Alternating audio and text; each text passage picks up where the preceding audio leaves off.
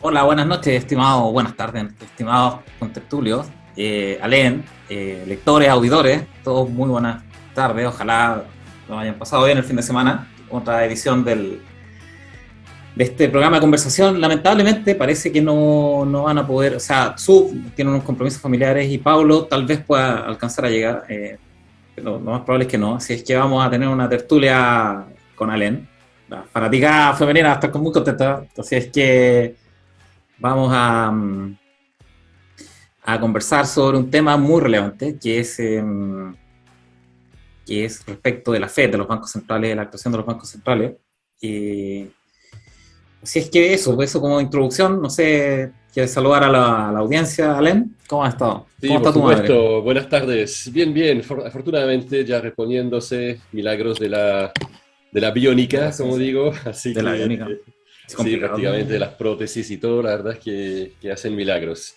Mm, Así que no, todo increíble bien, eso. todo bien. Ya sentimos un poco el cansancio previo a por fin relajarse en las vacaciones. Así que bueno, ahí empezando a cambiar un poco el switch. ¿M?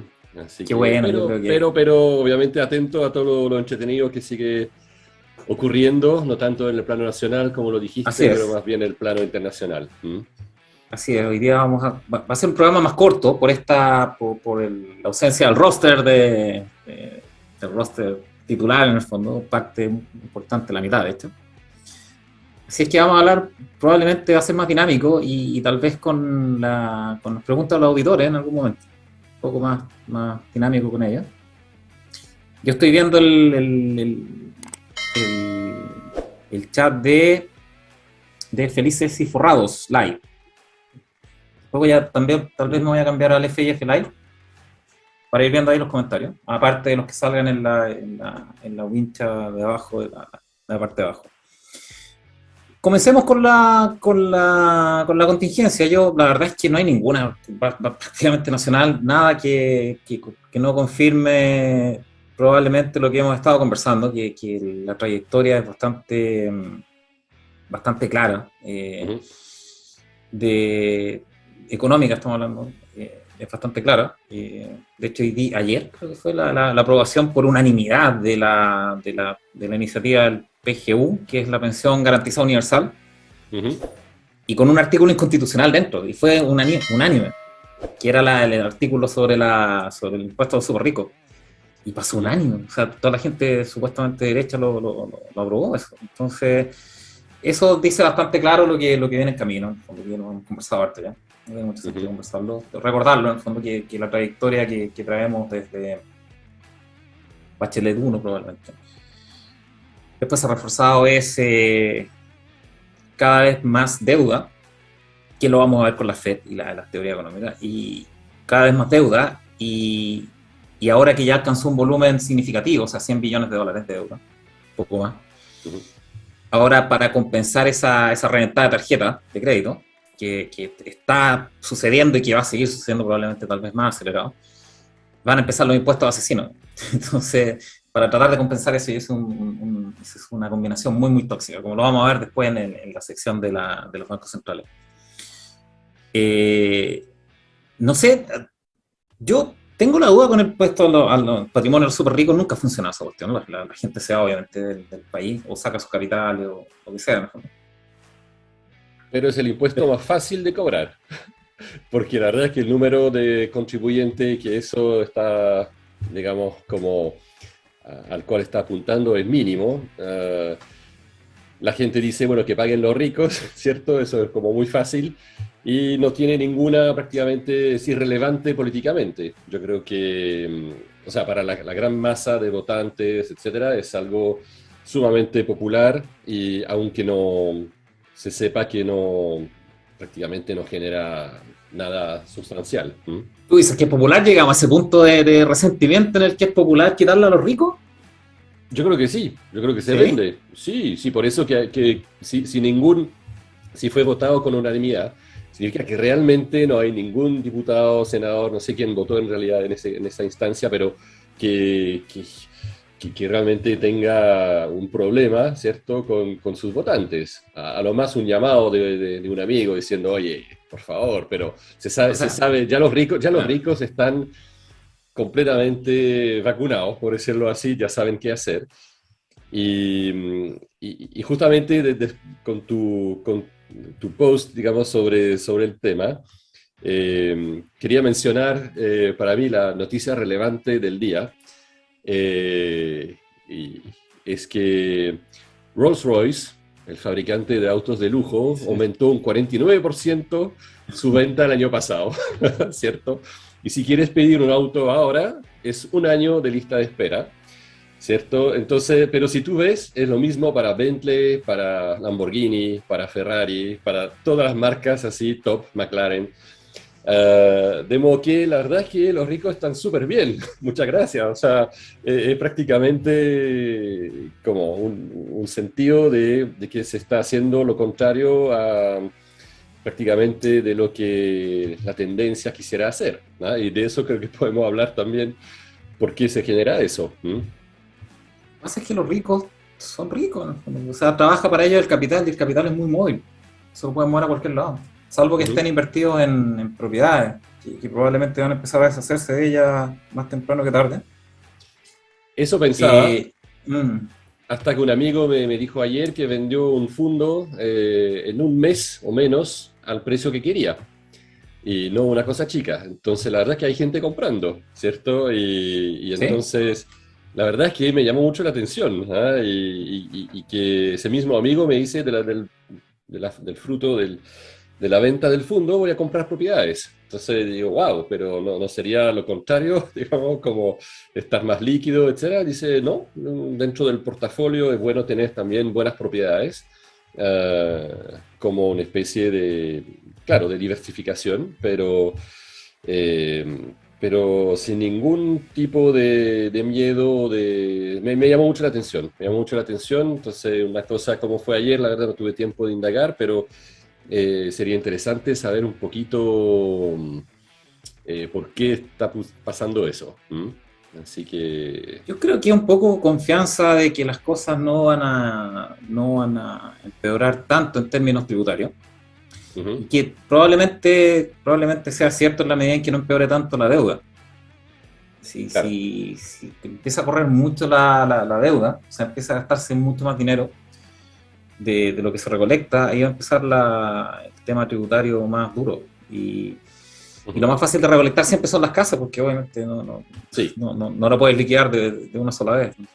Pero sí es interesante, hay que ir viendo cómo progresa. Eso yo ujú, no tengo tanto contacto con gente inmobiliaria, más con temas financieros. Así que no sé cómo estarán las ventas de casa. Hay algunas personas que han escrito en el blog dando tips respecto ujú, de la situación. eh, pero efectivamente la gente de alto patrimonio, y lo comenté en algunos lives hace un par de semanas, tal vez un mes, la gente de alto patrimonio, mucha de ella que no sabe de finanzas, de mercado financiero, no es que no sepa de finanzas, de mercado financiero, ujú, busca protección de capital en los inmuebles. Y es verdad eso. O sea, es como una forma de refugiarse, ¿no? sí. Y quizás un tema que podríamos tocar justamente a raíz del post ahí que hubo sobre un poco si comprar o no y un poco lo que significa comprar. Pero yo creo que a diferencia del trading puro y duro, la parte inmobiliaria es un poquito distinta porque hay que verla como una reserva de valor. Lo que Mm, significa que si, ¿cierto? Si tú compraste, digamos, no sé, hagámoslo sencillo, 100, un departamento de 100 millones a una tasa de 2% a 20 años, por decirlo ujú, así, no voy a hacer el cálculo mentalmente porque no soy capaz, pero tú vas a pagar un dividendo X, ¿cierto? ujú. Eh, y el valor de tu bien va a ser, digamos, al final de esos 20 años un valor X. Pero si baja el precio de la propiedad y que al final, pero que suben la tasa de interés fuertemente, así que baja a 60 millones, pero la tasa de interés es de 8%, por decir algo así, al final de los 20 años, tú habrás pagado más o menos, digamos, la misma cantidad. Entonces, el valor del bien, de alguna forma, el dinero que se habrá invertido, más o menos, va a ser similar. Y lo otro es que si tú quieres vender tu departamento de 100 millones, tú lo vendes por 60 millones, a nivel de valor inmobiliario, también si quieres recomprar algo o poner un pie, todo lo demás va a estar también más o menos a 60 millones.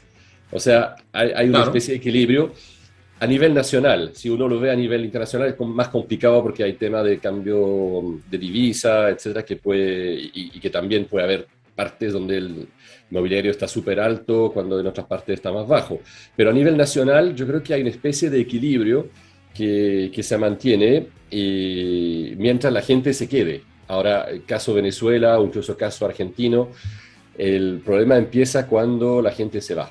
Y eso sí que es liquidación, que es totalmente distinto a seguir haciendo funcionar un mercado inmobiliario, ¿cierto? Donde el valor de un techo sigue siendo más o menos, no va a decir siempre el mismo, pero mantiene valor de bien, digamos, de una casa para 2 personas, 4 personas. Si, Eso es.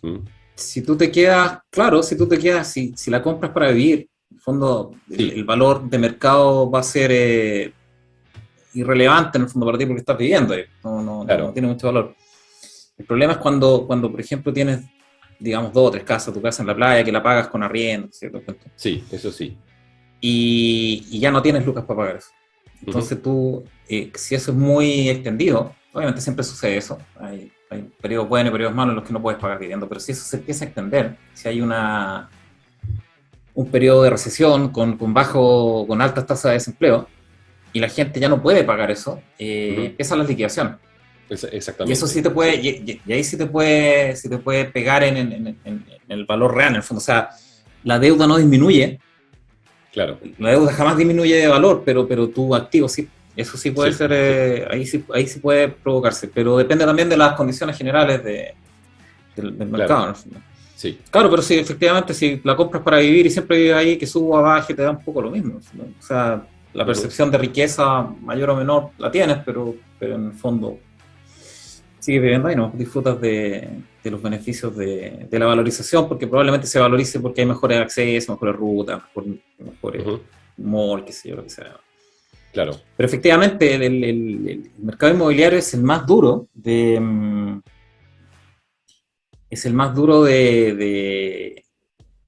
matar en el fondo, pero si se llega a morir, Claro. es un evento complejo, ¿sí? Porque está muy Claro. apalancado, significa que hay mucho dinero implicado Ujú. y una pérdida de capital sobre ese dinero es complicado, es complejo. Sí, y con un enorme daño colateral, ¿ah? Que Sí. es un mercado que emplea muchísima gente Mm, para la construcción, para mantener la construcción, etcétera. Entonces, cuando se desploma el mercado inmobiliario, no hay construcción, no hay gente que quiera invertir, y ahí eso también provoca más cesantía todavía. La cesantía a nivel de la construcción puede ser muy fuerte también, porque emplea a mucha gente. Entonces, así es. pero también eso hace que cuando se desploma el mercado inmobiliario, efectivamente no hay construcción y entonces empieza la escasez de alguna forma. O sea, ya si la población sigue creciendo y obviamente no hay un éxodo, de nuevo como Venezuela, ahí, bueno, hay una escasez también que se va produciendo de bienes, etc. Entonces, apenas si uno piensa que después de un tiempo la economía vuelve, esa escasez durante un tiempo es bastante beneficiosa para la gente que sí tiene una propiedad, porque ahí los precios van recuperándose más o menos rápido, en general, con la economía, con la economía. Ay, no sé, Pero todo eso, hay muchos los supuestos temas, ahí, hay muchos los temas, supuestos, porque mm, sí, que los temas inmobiliarios son demasiado, se llama apalancamiento en el fondo, que es demasiado dinero que trajiste al presente. Entonces, sí, sí, cuando hay una crisis inmobiliaria, es mucho el valor de capital que se borra del mapa, ujú, ¿sí? sí, Y eso obviamente genera mucho daño en términos de patrimonio, pero también mucho daño en la confianza de volver a invertir. Como en, ujú, todo como en todos los ciclos, cuando todo está bonito, todo parece unicornio y arbolito, la cuestión, ¿no? ujú, La gente se sube a esa tendencia y piensa que siempre va a seguir de esa manera. Lo mismo pasa en la siguiente. En el siguiente ciclo, que es en el fondo de pesimismo o recesión, la gente siempre piensa que va a seguir esa etapa. Son claro, ciclos, sí, pero el problema de un ciclo recesivo o depresivo con un colapso de deuda inmobiliaria es que es muy profundo. Es mucho capital el implicado. Por supuesto. No es como las acciones. Las acciones afectan a un pequeño margen de la economía, en general, digamos. O sea, los que reciben el impacto grandote, si bien es cierto, afecta a la economía, pero más indirectamente. En cambio, en el inmobiliario, ¿no? El inmobiliario es un impacto gigante y directo a la economía, por lo tanto, ahí tiene un impacto mucho mayor. Claro. Pero efectivamente es parte relevante del patrimonio de los súper ricos. Los inmuebles. Dos cosas importantes de los patrimonios de los súper ricos tienen en cartera. Los inmuebles, cosas inmobiliarias, terrenos, etcétera, etcétera. Y probablemente participaciones de subempresas. Los ricos son ricos porque la mayoría, los empresarios, no estoy hablando de deportistas, en ese tipo de cosas, pues la enorme mayoría que invierte. Los ricos son ricos porque la mayoría de ellos partieron pequeños y la empresa que formaron se hizo tan valiosa que su participación, que es mayoritaria, obviamente, se hizo tan valiosa que son ricos. O sea, Jeff Bezos, Jack Ma, Elon Musk. el de Tesla. Elon Musk, son ricos por su participación en su empresa. Sí, se hicieron ricos, obviamente ahí diversifican adicionalmente, pero eso es su gran patrimonio. Por lo tanto, las dos grandes cosas que forman el patrimonio, típicamente de los ricos, son inmuebles, bienes inmuebles, y participación de empresas, donde ellos son controladores o participantes potentes. Y eso sería interesante de saber para este impuesto a los súper ricos, porque yo no sé si hacen la diferencia o la distinción entre patrimonio y activo. No lo sé ahí, no sé si tienen claro ese concepto, porque si tú le pones impuesto al patrimonio, estás cobrando un impuesto dos veces. El patrimonio ya pagó impuestos. El patrimonio es la suma de toda tu utilidad. En una empresa es la suma de toda tu utilidad anterior, más los aportes de capital, menos los retiros de capital, etc. Pero más o menos. Pero en el fondo es tu resultado acumulado. Lo que ganaste toda tu vida empresarial, en el fondo, la vida de la empresa. Es el patrimonio. Por lo tanto, esas utilidades ya pagaron impuestos. Entonces, si pones impuestos sobre ese patrimonio, es pagar de nuevo. Claro. Impuestos. Ahora sí, sobre los activos, eso sería raro, porque los activos tienen asociado deuda. O sea, la parte de deuda y pasivo es lo que financia los activos. Entonces, ¿cómo le vaya a colocar impuestos a los activos, en el fondo, de una persona? Pues, tiene deuda asociada, pues como que le cobres el valor full de una casa a una persona, que está, no sé, 100 millones, 120 millones, pero tiene una deuda hipotecaria de 110 millones, tal vez ha pagado algo. ¿Le vaya a cobrar sobre 120 millones? Claro, no se puede. Se raría, o sea, no sé, pues, además, que teníamos de a cargo. Se podría, claro, sí. No sé qué están considerando. Yo la verdad es que encuentro también que ese tipo de impuestos sobre los súper ricos o lo que estamos viendo son uno de lo que podría llamarlo como impuestos terminales, porque ya hay muchos principios como la igualdad ante la ley, la no discriminación, etc. Bueno, la gente rica ha pagado también impuestos, ¿cierto?, acorde a la ley, salvo obviamente los que evaden y todo, pero eso es otro tema. Pero se está realmente creando entonces una categoría distinta, se discrimina, por eso que ya son impuestos a los cuales recurre el Estado cuando necesita de alguna forma o hacer un efecto populista, o que ya no estima que la ley tributaria pareja para todos ya no es suficiente, ¿no? Entonces cada vez van inventando cosas nuevas, como siempre lo has dicho. Sí. Pero la trayectoria está súper clara. Van a reventar las tarjetas y van a tratar de verse responsables, reventando impuestos a todo el mundo. Somos responsables. Ingresos permanentes para gastos permanentes. Claro. Ese es el mantra de esta administración. En realidad no solamente de esta, estoy hablando de la que viene, que es de la administración Boric, pero también Piñera. Piñera se endeudó en 30 billones de dólares por sobre la recolección, o el presupuesto, no recuerdo muy bien en el punto, pero 30 billones de dólares en exceso de lo que debería haber gastado. Y esa es una tendencia que traemos desde Bachelet 1, no sé, ¿por qué va a cambiar esa tendencia? No, porque sería volver realmente a una ¿cómo se puede decir? Yo creo que usaste el término ahí claro, reducir el gasto fiscal, una austeridad, digamos, que sería lo ortodoxo, digamos, que habría que hacer ahora, austeridad total y volver al equilibrio, incluso al superávit estructural y todo, y ahí sí que eso sí que nunca más, digamos, o sea, por un largo tiempo, eso está clarísimo. No, cuando ya empieza un Ponzi no para hasta que se derrumba, no, el Ponzi. Mm, Así funcionan claro. los Ponzi, ¿no? Eh,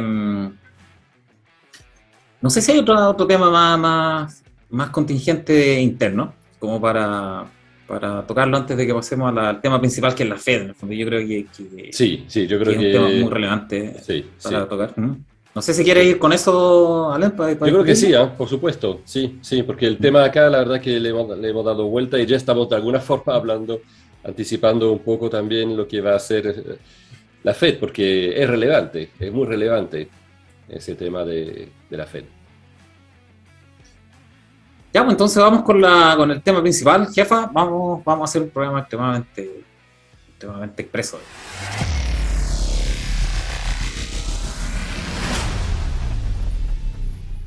Vamos con el tema de la Fed. Oye, probablemente es el tema más relevante en términos económicos y financieros del mundo en estos momentos. Eh, el tratamiento que tienen los bancos centrales sobre las economías y sobre las finanzas de los distintos países y cómo han enfrentado o cómo pretenden enfrentar los mega desbalances económicos que tenemos hoy día en términos de inflación, de cadenas de abastecimiento, etcétera, etcétera. Y es importante entender qué son los bancos centrales, qué es la Fed y cuáles son las herramientas que tienen, porque finalmente están tirándole, endilgándole cosas que son ridículas, como combatir el cambio climático. Tipo, Mm. pues, subir o bajar tasas de interés, ¿no? Es lo único que pueden hacer. El resto es indirecto. Entonces, aparte, adicional a algunas iniciativas que he visto para la convención, respecto al Banco Central que se autonomice. Ujú. Yo creo que lo hemos discutido antes, pero rápidamente, la Fed, que es el Banco Central moderno en esencia, por esencia, todos los bancos centrales modernos han copiado a la Fed, su diseño, salvo el tema federal. El diseño original del Banco Central, de la Fed, era un banco de bancos, o un banco para bancos, para que rescatara a los bancos. ¿Por qué? Porque el principal problema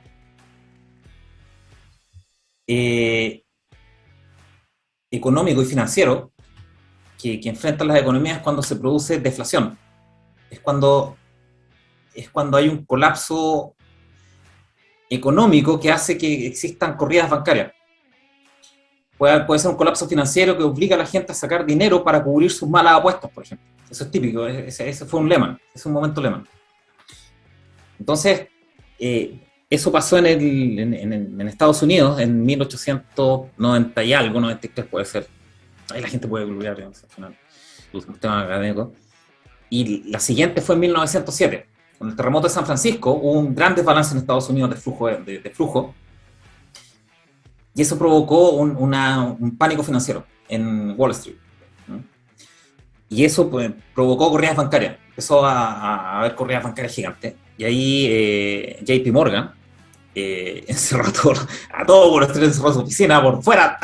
Ya viejo, pónganse, colóquense con plata para rescatar a todas las acciones y colocarle lucas a los bancos. Y ese fue el evento que generó, en el fondo, que gatilló el hecho de que se construyera un banco central que tuviera patrimonio o capital propio y que permitiera rescatar a los bancos cuando tuvieran estos problemas de liquidez. Porque un pánico bancario, una corrida bancaria, genera un pánico generalizado. Y eso te desploma todo. Por lo tanto, la Fed fue construida directamente para ser el prestamista de última instancia para los bancos. Y partió como con capital propio, o sea, capital privado de los bancos. Los bancos aportaron capital para tener este fondo y para poder ser rescatados, ¿no? Cada uno de los bancos si pasaba esto o no. Adicionalmente, después empezaron las adiciones, se le agregó la posibilidad de generar dinero elástico. ¿Qué es el dinero elástico? Es la posibilidad de imprimir, pero no imprimir contra nada, es imprimir contra un activo. O sea, se le dio la posibilidad, para apoyar la economía también, se le dio la posibilidad a la Fed de poder comprar activos, típicamente bonos corporativos o bancarios, corporativos en general, para que cuando existieran estos periodos de bajísima liquidez, o sea, que los bancos no le prestan a nadie porque no confían en nadie, en el fondo está trancada la cuestión, este Banco Central o la Fed comprara bonos para que se pudieran financiar las distintas empresas, ¿no? Y se pudiera mover de nuevo la economía. Entonces, con estos dos drafts, en el fondo, de la Fed, se le agregó adicionalmente después también el hecho de que pudiera controlar las tasas de interés en distintas ramas, en distintas regiones.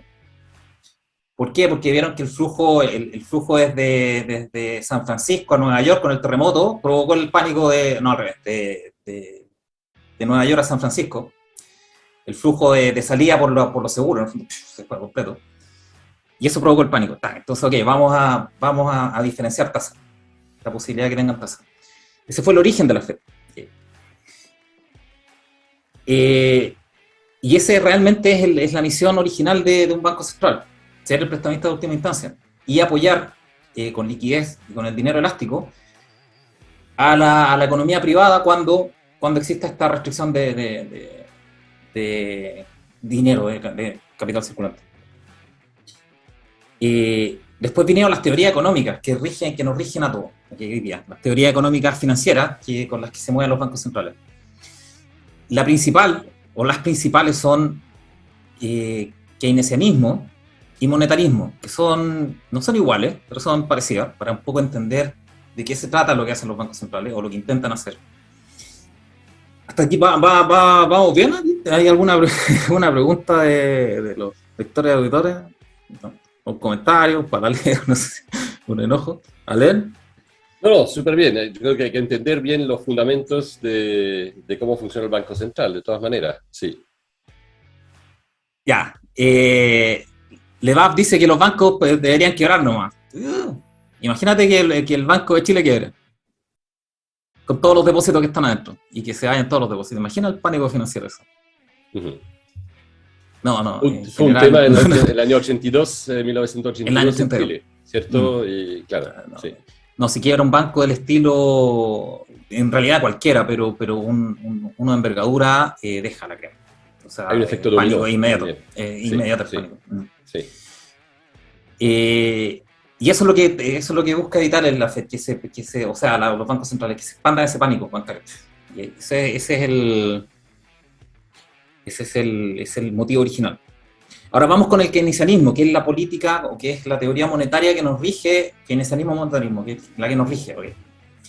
Keynes no fue un economista, fue un matemático, me parece, ahí también lo pueden googlear, ¿no? Pero en el fondo diseñó una teoría económica y financiera para manejar a nivel fiscal, en el fondo, el gobierno, o para manejar las finanzas del gobierno, en relación a los ciclos de negocio. A Keynes no le gustaba o no quería, o a los gobiernos en general, y esto fue en la época de la depresión del 29, los gobiernos no querían una depresión, o sea, una baja económica tan considerable. Entonces desarrollaron estas teorías económicas para suavizar los ciclos económicos. O sea, que los descensos no fueran tan marcados y que los ascensos tampoco fueran tan violentos, que provocaran burbujas, tratar de controlar el ciclo de negocio. ¿Cuál es la teoría sobre eso? Y aquí entran un poco los bancos centrales. Ojalá estuviera Pablo. Pablo sería más pro de explicarle. El capo de tutti capi. Sí, yo soy un poco más de terreno de práctico, así que le pido disculpas de antemano por hacerlo más. Súper bueno, pero Pablo es el profesor. Ahí, así es. Sí. Él le pone la sofisticación a la cuestión. Yo lo voy a hacer más de piso en el fondo. Académico, como lo entiendo. Total. Sí.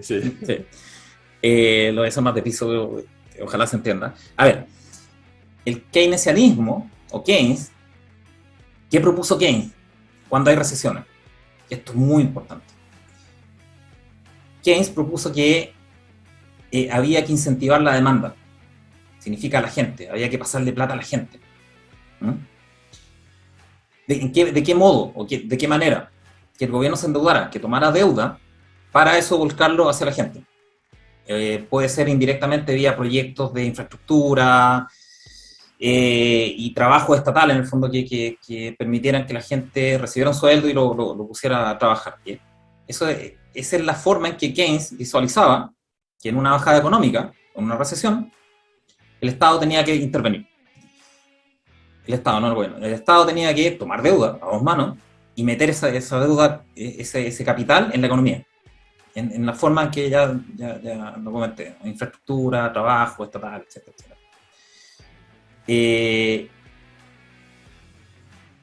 Adicionalmente, y eso es una adición con las tasas, el Banco Central puede intervenir bajando las tasas de interés. ¿Por qué? Porque se entiende que se hace más atractivo para la gente tomar crédito. El capital se expande con crédito. O sea, el dinero se expande cuando la gente toma un crédito. Se crea dinero apalancado, de hecho, de los bancos. O sea, así se llama. Cuando tú vas a pedir un crédito, se crea dinero. Ahora, ¿cuándo se crea dinero? Cuando tú pides el crédito. Si nadie pide crédito, el dinero no se crea. Eso es importante. No es que el banco pueda crearlo de la nada. ¿No? Obviamente no. Se crea contra un crédito. Se crea una doble entrada de crédito versus el tipo que lo recibe, el tipo o la empresa, si es un hipotecario, la empresa constructora, ¿no? O la inmobiliaria.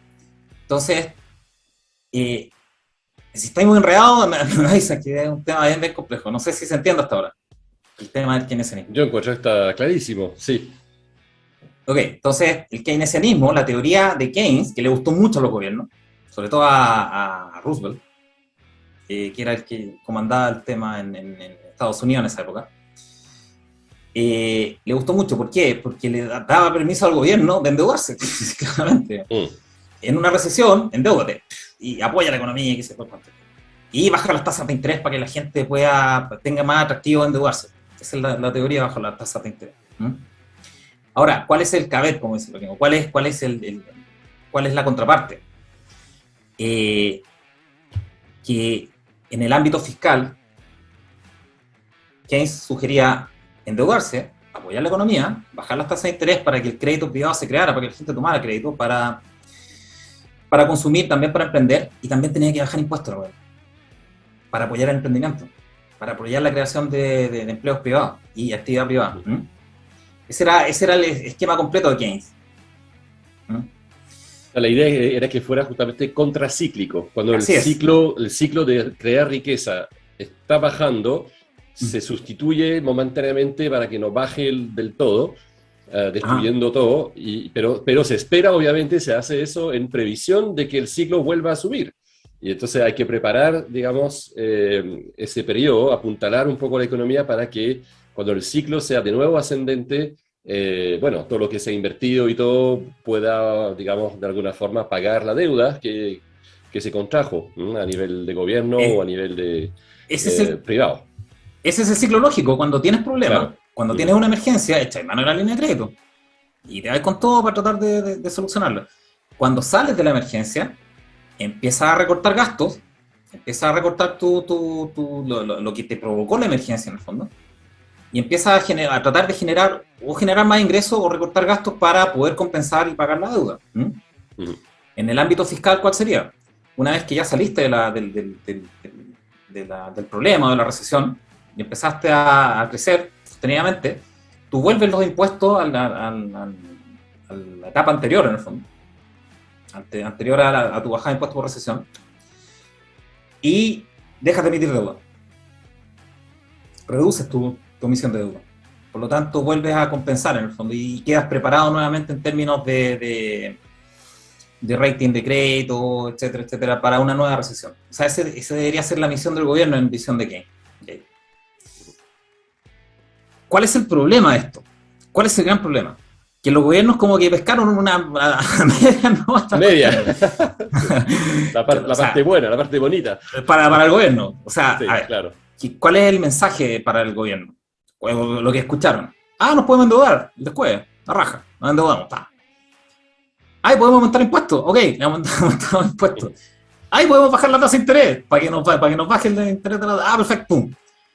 ¿Y cuándo retornamos? Nunca podíamos retornar, ¿cierto? está maravilloso, ¿no? Sigamos endeudándonos y con tasas de interés bajas y reventando impuestos a todos para recolectar plata en el fondo, para poder sostener más tiempo el, el buque, en el fondo, el buque que se mantenga y que los mantenga ellos como clase política, en el fondo, esta clase política tan responsable, ¿no? Entonces, ese es básicamente el keynesianismo. El keynesianismo original era contracíclico, tomar todas las medidas para proveer un soporte a una caída económica, con deuda de gobierno, con bajas de tasas de interés y con bajas de impuestos. De manera que cuando saliéramos de eso, volviéramos a la situación normal, sin deuda, con mayores impuestos o los impuestos a niveles anteriores para retomar la prudencia fiscal y el superávit y volver a estar preparado de nuevo para un evento de similares características. Porque siempre ocurren, son cíclicos. ¿Cuál es el problema? Se le olvidó la parte de bajar los impuestos y de dejar de emitir deuda cuando sale del problema recesivo. Bien. Entonces, desde la Segunda Guerra Mundial, probablemente, post Segunda Guerra Mundial, todo el mundo occidental ha estado en un keynesianismo básicamente a media, que es endeudarte y endeudarte y endeudarte, y en la medida en que empiezan a surgir problemas con el pago, subir impuestos, subir impuestos, subir impuestos, subir impuestos. En algunos casos corporativos, en otros casos las personas, pero en general esa es la trayectoria. Y te vas pegando porrazo en el fondo, pero sigues con esa trayectoria. ¿Y cuál es el problema que tenemos ahora en el mundo? Europa, básicamente. Europa aplicó una política, no sé si se ha entendido eso como para los lectores que pueden hacer comentarios. O Alén, no sé si tú estás de acuerdo. ¿Estás de acuerdo? Sí, estoy de acuerdo, o sea, entiendo el mecanismo, pero sí, es exactamente eso. Entonces, ¿cuál es el problema actual, el que tenemos hoy día? Y por el cual la Fed está haciendo lo que está haciendo, que es un poco el tema principal. Después de la crisis financiera, circa 2008, circa 2008-2009, cuando los bancos centrales del mundo iniciaron este proceso de relajamiento o de mucha expansividad monetaria, se llama eso en el fondo, que es tirar plata por la ventana, con múltiples medidas, entre ellas el famoso QE, el Christoph Lang, digamos, está haciendo alusión a los QE. ¿Qué hora es? Bueno, sí. El QE, el quantitative easing o relajamiento cuantitativo, significa, a ver, la crisis del 2007-2008 fue por los bonos basura, o sea, por la hipoteca basura. No sé si recuerdan. Por los empaquetados que se hicieron y que los clasificaron AAA, y por ende todo el mundo tenía en su activo cosas que estaban catalogadas como AAA, pero en realidad eran basura. Entonces eso provocó todo este freeze de crédito, en el fondo colapso, etcétera. Porque nadie sabía en realidad en quién confiar. Entonces, uno de los programas de la Fed, que los copiaron en todos los bancos centrales que tenían este problema, pero la Fed básicamente, porque estaba más centrado en Estados Unidos, uno de ellos fue el TARP, que es, no me acuerdo el acrónimo de eso, pero en el fondo era sacar la basura a los bancos, a valor cara. Entonces, todo lo que estaba con todos los activos empaquetados, que era pura basura al final del día, o irreconocible, no sabías que era bueno y que era malo en calidad. La Fed lo compró a valor cara. O sea, dice que vale 100 en tu balance, que te lo compro en 100. Y les pasó plata. Eso fue un programa de teóricamente, como 700 billones, no recuerdo. Y con eso ya le sacó a los bancos la cartera mala. Se lo dejó la Fed. ¿Qué es lo otro que hizo la Fed? Hizo el quantitative easing. Quantitative easing. O relajamiento cuantitativo. ¿En qué consistió eso? ¿O por qué hizo eso la Fed? Y hay un poco las políticas de los bancos centrales. Como quedó tan la crema con el tema hipotecario, nadie quería ni pedir crédito hipotecario, ni entregarlo. Las bancas estaban muy reticentes, obviamente, a entregar crédito. Entonces, el Estado, Estados Unidos, el Estado federal, competía con esos créditos con los bonos a 30 años. O sea, los bancos preferían obviamente comprar un bono a 30 años de Estados Unidos que entregarle un crédito hipotecario a un X a 30 años. Sobre todo en este escenario de colapso financiero. Entonces lo que hizo la Fed fue comprar todos los bonos, o los que más pudo, a 30 años y sacarlos del mercado. De manera que los bancos no tuvieran la alternativa competitiva del Estado para colocar dinero, o para comprarle dinero y para crear este dinero y que les pagaran intereses. Entonces lo que tenía que hacer el banco supuestamente era entregar crédito hipotecario, porque ya no podía colocarlo en bonos a 30 años. Ese fue en esencia el quantitative easing, que la Fed retiró la alternativa a 30 años del Estado. Solamente dejó la alternativa de mercado, que son los hipotecarios, a 30 años, para que los bancos pudieran entregar. No sé si se entiende eso. ¿Sí? Está clarito, sí. Ya, entonces, como incentivo, es algo muy indirecto. No es que fuese directamente a intervenir los bancos y les dijera, ¿sabes qué más? Tenéis que entregar crédito, como lo hizo aquí el Banco Central, por ejemplo. El Banco Central fue muy directo con el programa de crédito respaldado, ¿no? Del año pasado. Fue muy directo. O sea, yo te paso plata en la medida en que tú prestes plata. Si no me demuestras que prestas plata, yo no te paso plata. Sí, es simple. Entonces, fue muy directo. Fue muy diferente a la gente. ¿No? ¿Sí? Ok, entonces, estamos en la crisis de financiera. Se me conectó Se me conectaron los audífonos. ¿Se escucha? Sí, súper bien. A ver. Ya, entonces estamos en la crisis financiera. Que tomó la Fed, que es el Banco Central de Estados Unidos, para tratar de incentivar, que aparte de bajar las tasas. Aparte de todo lo que comenté anteriormente, que es monetario, son manejos monetarios. Y aparte de eso, bajó las tasas, para incentivar obviamente también el crédito, que se reactivara la economía. Eso fue la Fed de Estados Unidos. ¿Cuál es el otro bloque grandote? China es como medio nebuloso. El otro bloque grande es Europa. Y Europa tuvo un problema, aparte del 2007, que fue un problema mundial, ¿no? Obviamente asociado a la finanza, tuvo el problema de la deuda. De Grecia particularmente, pero que expandió todo el bloque. Que estuvo a punto de provocar un colapso de la deuda europea. Ahí es cuando Draghi dijo whatever it takes. Famosísimo. Sí. ¿Y qué es el whatever it takes? Irse a negativo en las tasas de interés. O sea, no solamente bajarlas para incentivar la demanda, llevarlas a negativas. O sea, que te pagan por pedir prestado. Ahora, ¿cuál es el problema de eso? Que liquidas a los ahorrantes, a los inversionistas. No le das una alternativa a los inversionistas de un ahorro seguro, por decirlo de alguna manera. ¿Cuál es el otro problema? Que incentivaste el aumento de deuda en Europa. O sea, obviamente si te cuesta cero endeudarte para los estados cercanos a ellos, en algunos casos negativos, tomaron deuda a dos manos. Se endeudaron muchísimo más de lo que estaban en la crisis financiera.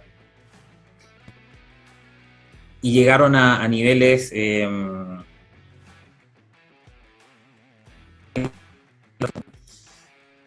en el que liquidaron sus mercados de bonos, básicamente. ¿Quién va a comprar sus bonos europeos? Solamente el Banco Central. Están en esa situación en el Banco Central. La Fed nunca quiso enganchar vamos ahora con la Fed, con el tema de la Fed. La Fed nunca quiso enganchar en tasas negativas. Nunca. Sabía perfectamente que era una política desastrosísima.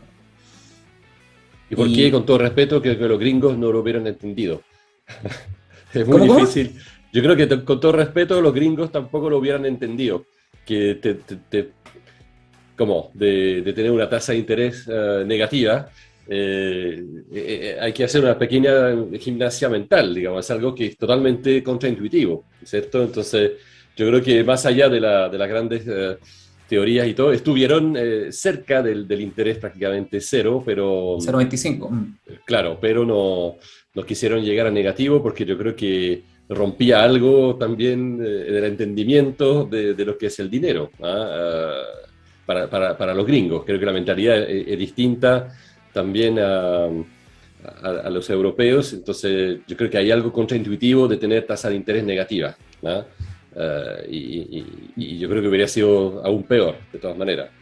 Difícil saber por qué no engancharon lo sabían, entendían cuáles eran los efectos, era algo que veían en su mercado interbancario nocturno, en el fondo, porque generalmente en los mercados interbancarios nocturnos no hay tasas negativas de interés, se producen, pero son circunstanciales.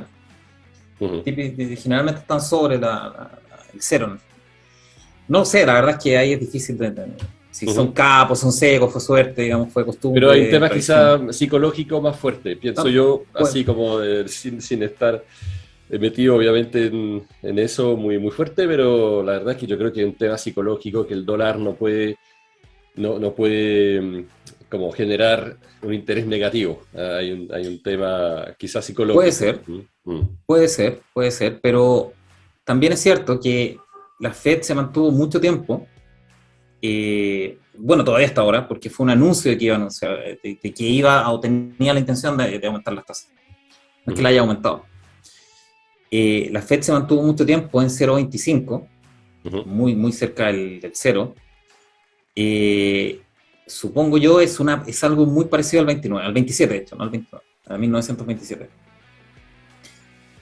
Para un poco deflactar capital desde Europa. En el fondo, si tú tienes tasas de interés cerca de cero y en Europa están cerca de cero y negativas, no parece tan atractivo a Estados Unidos. Entonces como que no atrae capital, o ellos suponen ese flujo. Y se mantuvo mucho tiempo ahí, se mantuvo mucho tiempo en cerca del cero. Insisto, probablemente para evitar un flujo de capital hacia Estados Unidos. Porque finalmente todos los bancos centrales se comunican y es un tema mundial. Claro. Lo crítico ahora es que la Fed anunció que lo iba a aumentar, que ya está bueno de la inflación y de estas políticas súper expansivas, porque en realidad no tenía ningún sentido. La tasa de desempleo en Estados Unidos llegó a su casi empleabilidad completa, a su full empleabilidad. Y la inflación está muy disparada. Entonces la Fed dijo, ¿saben qué más? A full empleo y con este nivel de inflación tenemos que hacer algo, que subir las tasas, ¿no? Que es la herramienta que comentábamos antes. Una de las herramientas que tiene la Fed. Obviamente con este nivel de actividad económica, de inflación, de empleo, no están en recesión. Igual que nosotros el año pasado, no estábamos en recesión. Entonces, obviamente, lo que está diciendo la Fed, ¿saben qué más? Vamos a quitar los incentivos monetarios. Fuera. Porque no se requieren, no se necesitan. Que es algo en lo que están muy, muy en desacuerdo mucha gente. Pero la Fed dice, ¿saben qué más? Mi mandato es la inflación, primero. Y el empleo segundo. En el empleo estamos perfectos, así que vamos por la inflación. Entonces, va por la inflación. ¿Cuál es el gran problema de eso?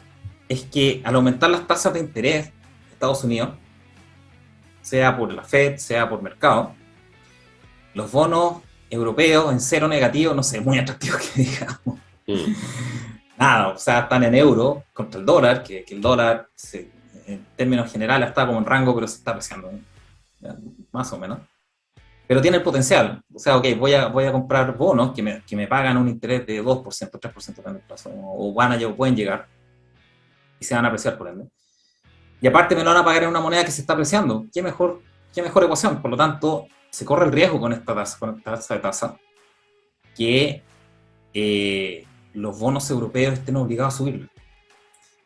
¿Por qué? Porque si no suben las tasas, la gente que tiene en sus carteras bonos, que no sea el Banco Central, porque el Banco Central Europeo que está comprando ahora a dos manos, pero hay gente, fondos de inversiones, fondos de pensiones que tienen en su cartera estos bonos, bancos ni hablar.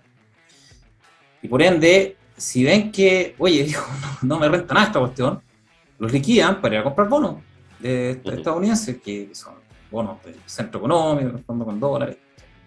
Y eso te puede generar una crisis muy gigante en la deuda europea. Ese es el gran tema o el gran o la gran problema que provocaron las declaraciones o las intenciones que mostró la Fed de quitar el incentivo, porque aparte de quitar o de subir las tasas, lo que dijo es que tienen un balance gigante, creo que son 9 trillones en activo. O sea, compró 9 trillones de dólares de bonos, no sé si ETF, digamos, pero muchas clases de activos privados, públicos, etcétera, y los tiene en su cartera. O sea, le inyectó, para todos los efectos prácticos, le inyectó 9 trillones de dólares al sistema. 7, no me acuerdo, pero muchos trillones. Entonces lo que va a hacer ahora es, ok, ya no, la economía está perfecta, está bollante, full empleo, inflación desatada, así que vamos a retirar dinero del sistema. Por lo tanto, él va a empezar a vender lo que tiene en cartera para retirar dinero de circulación. Por eso se llama dinero elástico, ahí lo retiras. Y a eso le tienen mucho miedo, digamos, porque obviamente si empieza a colocar instrumentos en el mercado, eso es una fuerza vendedora gigante. Y si aparte aumenta las tasas, es un costo de capital adicional mayor. Y que compite, los bonos en ese caso del Tesoro, o lo que está asociado a esos bonos, a alzas de tasas, compite con las acciones, en términos de dividendo al menos. Entonces le crea competencia a las acciones. Y aparte crea una fuerza vendedora sobre muchos activos. Eso es lo que provocó el turururu de la semana pasada y un poco esta.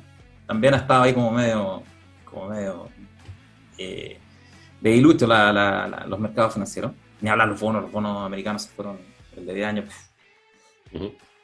Pero eso básicamente, o sea, lo que hizo la Fed es decir, ¿saben qué más? Vamos a hacer lo que dijo Keynes que había que hacer. Claro. En la parte de cuando ya no hay recesión. Vamos a quitar los incentivos monetarios, vamos a aumentar las tasas. ¿Cuál es el problema? Este es uno de los grandes temas. Que el Banco Central o los bancos centrales no controlan la política fiscal, la política de gobierno. ¿Por qué no funciona el tema de las tasas? Y nunca va a funcionar. Tal vez en la época de Keynes sí funcionaba, pero ahora no. ¿Por qué? Porque el principal deudor de la economía es el Estado. Y al Estado le vale madre si el Banco Central sube, baja las tasas, le da lo mismo, o sea, va a seguir endeudando igual. Y de hecho, si sube las tasas, lo que va a pasar es que se va a endeudar más. ¿Por qué? Porque obviamente va a tomar deuda más cara, que en algún momento en el futuro va a tener que rolear, o sea, va a tener que tomar más deuda para poder pagar esos intereses más al principal. Por lo tanto, las teorías económicas, que tal vez como teorías funcionaban bien hace 100 años, porque las deudas estatales o la economía privada sobrepasaba por mucho a la estatal, en términos de poder económico y también de capacidad de deuda o de la cantidad de deuda que existía. Ahora no es así. Ahora el Estado es el principal participante en la mayoría de las economías desarrolladas, particularmente en Europa. El Estado es el principal participante económico y el principal deudor. Por lo tanto, que suba o baje las tasas del Banco Central no va a hacer que el Estado se endeude menos. Ese es el gran problema que tenemos ahora. Es como subir el precio del alcohol, no hace que la gente consuma menos tampoco. Tal cual, exactamente. Sí. Cuando empezaste un Ponzi, empezaste con un vicio, no claro. Lo vas a cortar subiendo el precio. ¿Sí? Y ese es exactamente el problema que tenemos como economía mundial. Que la teoría keynesiana, o de tasas de interés, o de estimular la demanda, o desincentivar la demanda cuando está muy recalentada la economía, solo funciona para la economía, o teóricamente solo funcionaría para la economía privada. Pero el principal actor económico hoy día es el Estado. Ahora, el Estado no le hace ni cosquilla a las tasas de interés. Claro, yo creo que para complementar quizá algunas ideas, me parece interesante, digamos, decir un par de cosas. Es que, si bien la teoría keynesiana ha funcionado y puede seguir funcionando, yo creo que el problema, de nuevo, son las distorsiones que hay, ¿cierto? Y una gran distorsión es que la gente que está más cercana a la Fed, para decir, los grandes bancos, los grandes fondos de inversión, las grandes compañías que pueden recibir el dinero muy barato, han distorsionado eso, Sí, claro. justamente diciendo que en lugar de ir a prestar a la gente, como lo dijiste aquí en Chile, era contrapréstamo a la gente, Mm, pero en Estados Unidos no, fue dar no, directamente dinero a los grandes bancos, a los grandes fondos. Ellos así fueron es. justamente a ir a colocar entonces el dinero en las acciones, a empezar a comprar acciones, a ir a la rentabilidad variable para tener mejores rentabilidad sobre esos fondos. De alguna forma recibían dinero gratis, entonces en lugar de ir a prestarlo a gente que todavía no se sabía si iba a poder reembolsar o no, ellos dijeron, bueno, en la bolsa ahí puede ir y no va a rentar más. Entonces ese es el primer tema.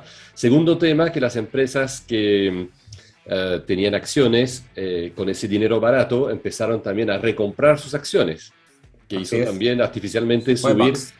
exactamente los buybacks que también hicieron subir artificialmente el precio de las acciones y básicamente un Apple es un excelente ejemplo de una recompra de acciones increíble. Mm, ¿Ah? Entonces, ahí se está produciendo una distorsión porque se le está dando mucho peso a la bolsa con toda esa inyección de dinero. Entonces se ha creado, uno ha hablado de burbuja, bueno, otros dicen que no es realmente una burbuja, pero claramente gran parte del dinero de la plata dulce, como se dice, ha ido a inflar la bolsa en particular. Ese creo que es un tema importante.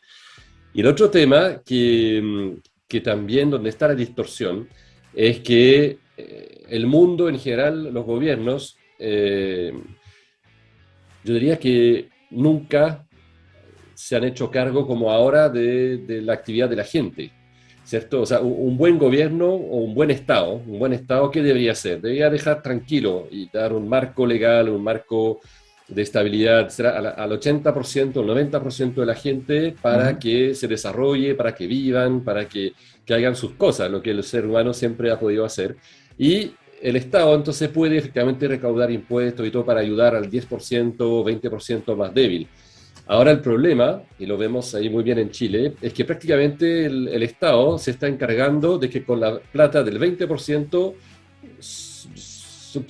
sostener, digamos, al 80%, ¿cierto? Y eso se ve también en Europa. O sea, yo diría que Mm, cuando uno ve un Estado como el Estado francés, que representa más de la mitad del PIB, o sea, más de la mitad de la riqueza de Francia pasa a través del Estado, y eso ya es una mm, distorsión tremenda. ¿Ah? claro. Entonces, cuando tú dices efectivamente que el Estado viene como a ser un actor muy importante y que se puede endeudar y que se va a endeudar y seguir endeudándose, bueno, ahí nos estamos alejando completamente de la teoría keynesiana porque Keynes era simplemente apuntalar la economía durante un ciclo bajo, ¿cierto? Pero que después obviamente era economía privada que tenía que ponerse en marcha y hacer las cosas. Entonces yo creo que lo que hace la Fed de alguna forma, efectivamente, volver un poco a una política más keynesiana, de dejar las cosas funcionar solas.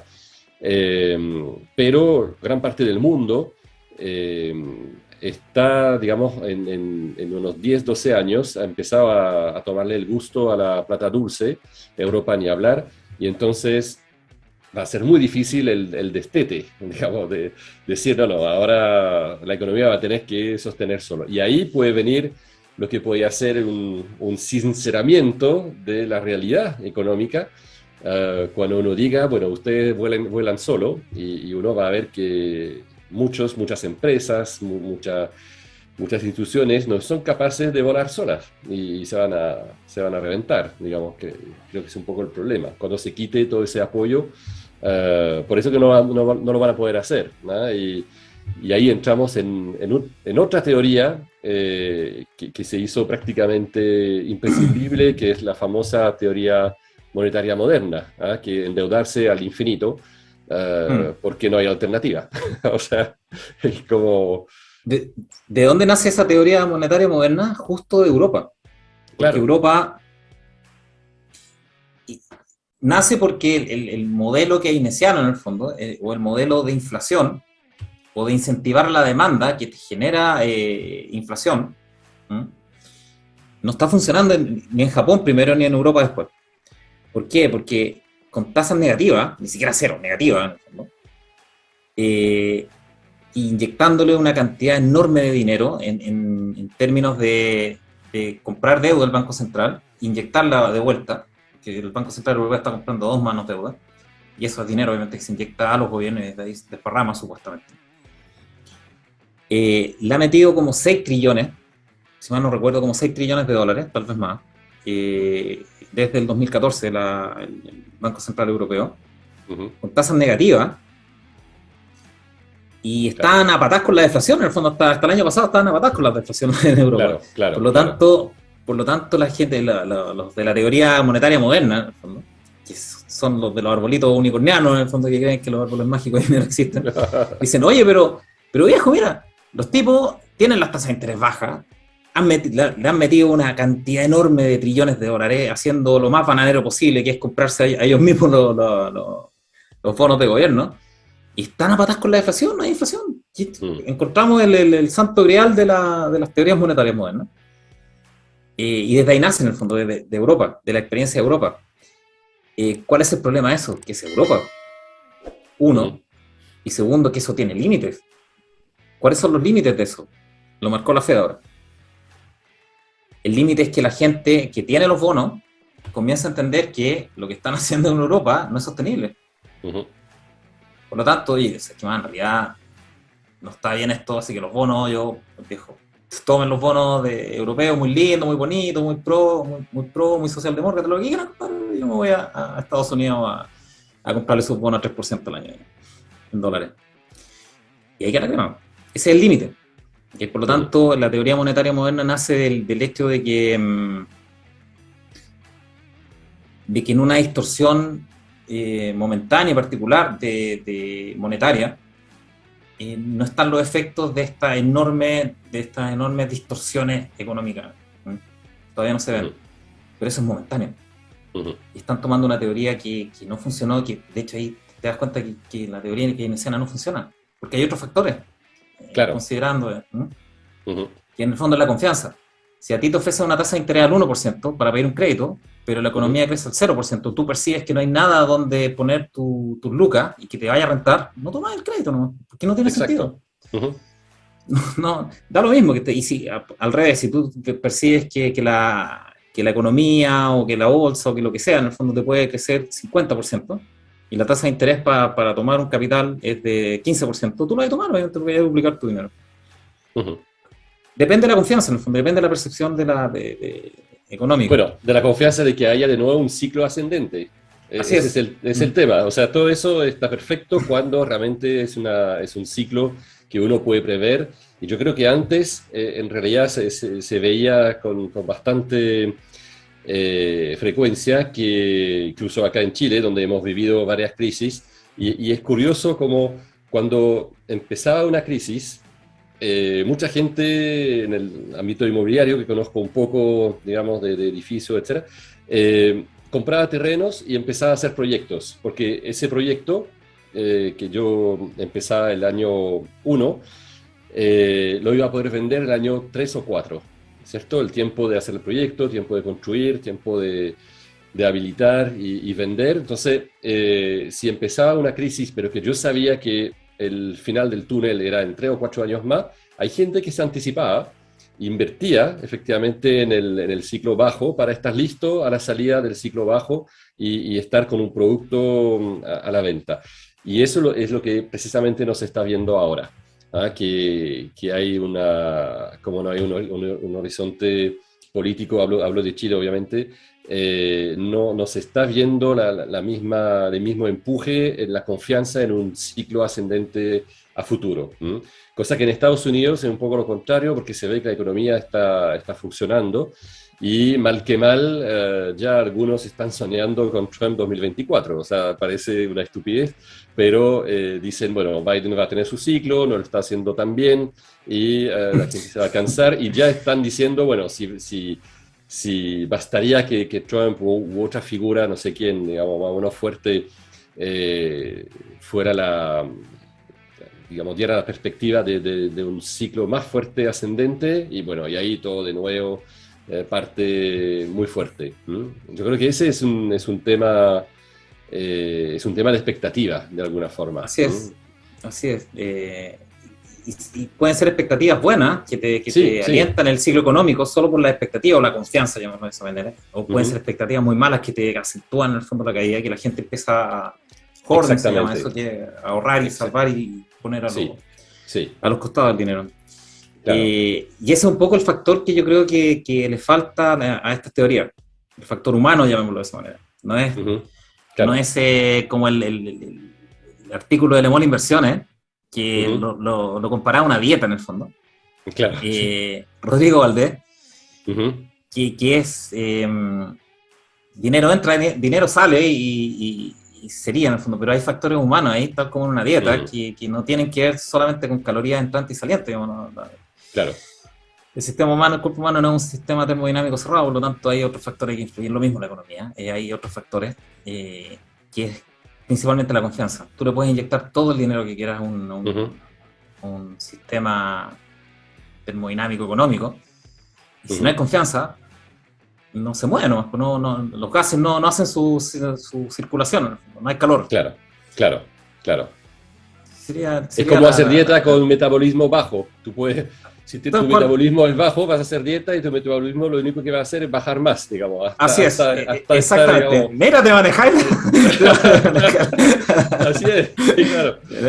Exactamente eso. No hay dieta sin ejercicio, eso está clarísimo. Tu cuerpo tiene la confianza de que vas a recibir calorías en el futuro, por lo tanto las gasta a discreción. En cambio, si no tiene la confianza de que va a recibir calorías, las guarda. Exactamente lo mismo en un sistema económico. Exactamente. Entonces, y estamos, ahí la metáfora de nuestro amigo ahí, Valdés, era bastante buena, pero exactamente faltó ese factor, digamos, factor humano, sí. Factor humano de confianza y es asombroso, pero así es. Y tú ves que una persona muy inteligente comete ese error. También es bastante grave, de alguna forma, que una mente economista de referencia no vaya a ver un poquito más allá y claro. Y con un ejemplo que es clarísimo, que hacer dieta por dieta no te sirve, digamos, y vaya a rebotar. Exactamente. Y consumir músculo también, que si uno sigue, digamos, las betas, creo que es bastante buena la metáfora, pero claramente también si uno no hace ejercicio, etcétera, dieta hace que uno va consumiendo grasa, pero también músculo, y ahí después para levantarse es cada vez más complicado. Entonces es un círculo vicioso que hace que no va a funcionar, claramente. Es como un termostato que te va bajando, que es lo mismo, exactamente lo mismo en la economía. La confianza te va bajando al punto es que puede ser irrecuperable, por ejemplo. Sí. No sé, países como Venezuela, por ejemplo, el termostato está tan bajo que tú no va a haber ninguna actividad en el fondo. Confianza. El metabolismo de Venezuela es cero, por todos los cero, claro. No se mueve nada. Y es por eso también que, volviendo un poco a ampliar el espectro, que el tema COVID también es tan relevante, a pesar de todo, cómo ha sido manejado, etcétera, pero el tema COVID está realmente, yo diría, atacando la confianza en el futuro, al menos en ciertas industrias como el turismo, como los viajes, como restaurantes, etcétera, y lo que se está viendo de nuevo en Europa en particular, que como de nuevo piensan cerrar, digamos, cada vez más cosas, etcétera. Bueno, el pesimismo está, y estamos en pleno invierno y todo allá, entonces se nota, digamos, que la cosa está pesando. Entonces es bastante complejo ese factor también pandémico, que es de un peso adicional contra el ciclo ascendente que todos esperamos. Imagínate la gente del turismo, ¿tendrá alguna ganas de invertir? ¿Algo? Súper difícil. Y la cultura también ha sido súper golpeada, digamos, restaurantes, todas esas cosas, es súper fuerte. Entonces ahí estamos, digamos, o sea, el mundo puede ir perdiendo realmente unos sectores así que eran sectores relevantes de la economía y se están empezando a perder un poco. Y así que la pandemia también es un tema de confianza, muy fuerte. Ahora, ¿cómo nos pega a nosotros la FED? Ok, la FED lo que está haciendo es hacer lo que dijo Keynes hace como 100 años, o menos, que es acelerar las tasas y quitar el incentivo y quitar dinero de circulación. Son las dos herramientas. Las dos herramientas que tiene la Fed y que la está ocupando íntegra. Piensa ocuparla. Subir las tasas, sacar el dinero. Colocando activos de nuevo en la economía. ¿Cómo nos pega eso a nosotros? Y finalmente nos interesa lo que nos pasa a nosotros, ¿no? El Banco Central chileno ha sido muy activo en empatarse en el fondo.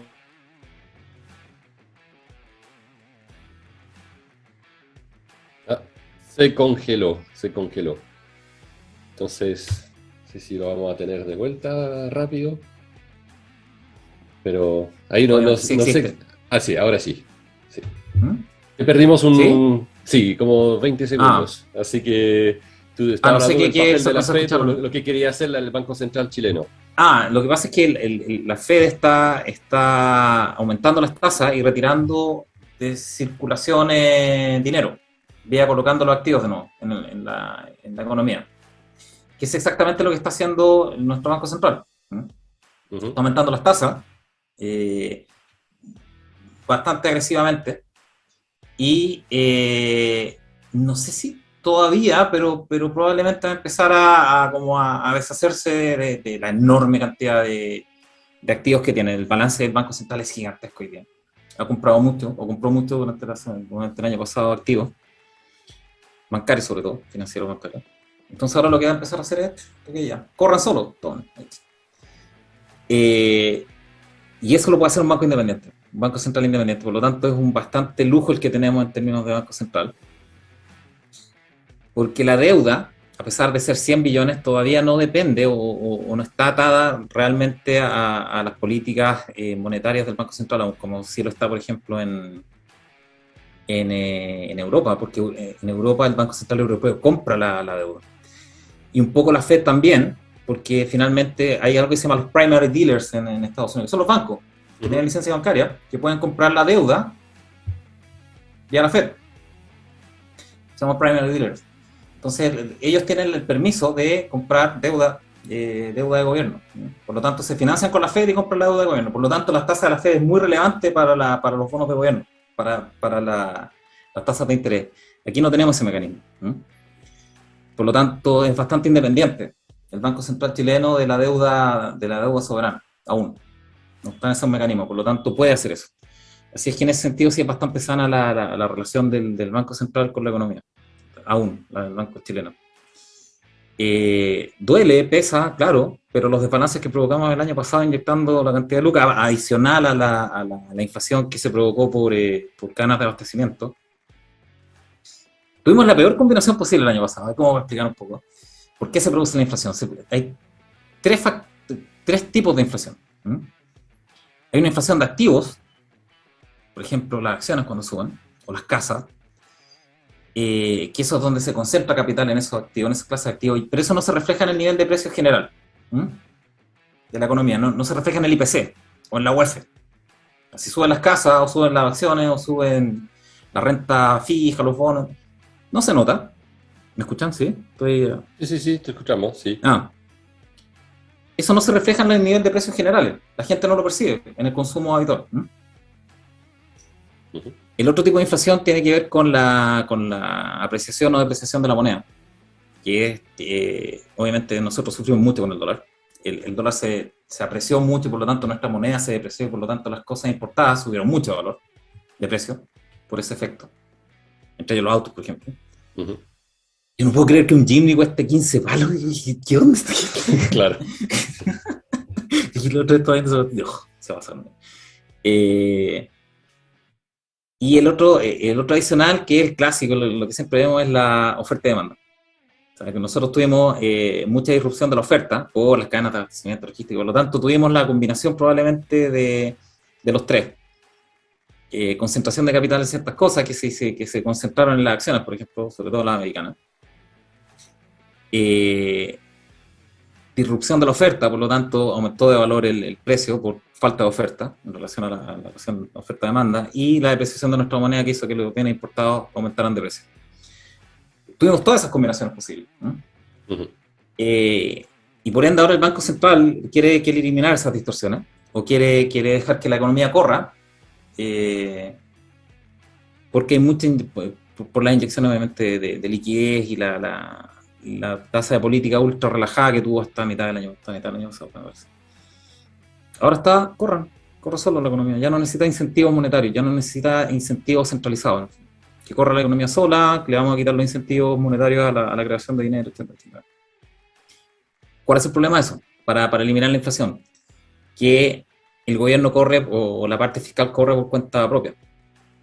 O sea, el gobierno, la próxima administración se va a endeudar a dos manos y va a reventar las tarjetas de crédito y le da lo mismo a las tasas de interés. Va a ser igual. Por lo tanto, no va a restringir la deuda de gobierno y la entrada de capitales del gobierno, del Banco Central. ¿Cuál es la ventaja de eso? O cuál es la... No es ventaja, cuál es la situación particular? Que todavía no tenemos tanta deuda. Y tampoco sabemos si se va a endeudar tanto el gobierno. Yo creo que sí, ese es mi feeling, que se va a endeudar al mismo nivel que este año, o que el año pasado. Pero es un feeling, tal vez no, ojalá que no. Pero van por carriles paralelos. O sea, la política del Banco Central chileno no va a impedir que si el gobierno se quiere endeudar, se endeuda a dos manos. De hecho, está aprobado en el presupuesto 20.000 millones en exceso de deuda. Al menos 20.000 millones van a tomar deuda, al menos. Por lo tanto, es bastante clara la trayectoria y también es bastante claro que el Banco Central en realidad no puede hacer mucho para evitar que la parte fiscal de la ecuación, que es el Estado, le inyecte plata como mico al sistema, ¿no? Uh-huh. ¿Cuál es el problema de eso? Que para contrapesar eso el Estado va a colocar impuestos asesinos y eso va a bajar la actividad económica. Entonces se contrapesa, ahí se nivela en el fondo y llegamos a un punto de esta inflación, se llama eso. Alta inflación y baja actividad económica. Y eso es súper mortal para la economía, para la confianza, etcétera. Pero bueno, hay que lidiar con eso en el próximo año, o sea, este año. Y también hay que ver los efectos de esa deuda, que no la va a parar el Banco Central con este aumento de tasa, en el rating soberano, que no, eso también puede ser otro problema, lo vamos a discutir cuando se produzca, o cerca de ella. Van a avisar las agencias clarificadoras claramente, empiezan a ver señales.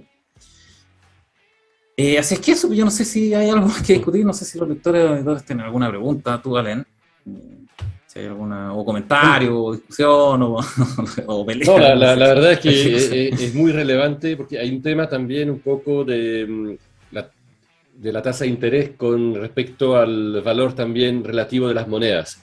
O sea, la tasa de interés entre bancos centrales, Japón, Europa, Estados Unidos básicamente, también tiene que ver lo que tú describiste con un efecto relativo entre sí. Cuando están todos en cero o cerca de cero, bueno, la verdad es que no compiten una con otra. Un poco como cuando todas las monedas, cuando el dólar baja, el euro baja y el yen baja, en realidad, bueno, se mantienen más o menos al mismo nivel relativamente, ¿no? Pero en ese caso, si se espera un alza de la tasa de interés de la Fed, en realidad está empezando a despegarse relativamente y entonces ahí hace que todo el mundo, todos los otros bancos centrales tienen de alguna forma que retener los dólares para que no se vayan a Estados Unidos, que sigue siendo el país Así y la es. moneda de referencia. Entonces, ese es un gran problema porque pueden comenzar a colocar controles de capitales. Claro. Por ejemplo, como Turquía. Claro, sí. Turquía colocó controles de capitales asesinos, en el fondo, para todos los efectos prácticos le confiscó el 25% de los dólares a los importadores. A los exportadores, perdón.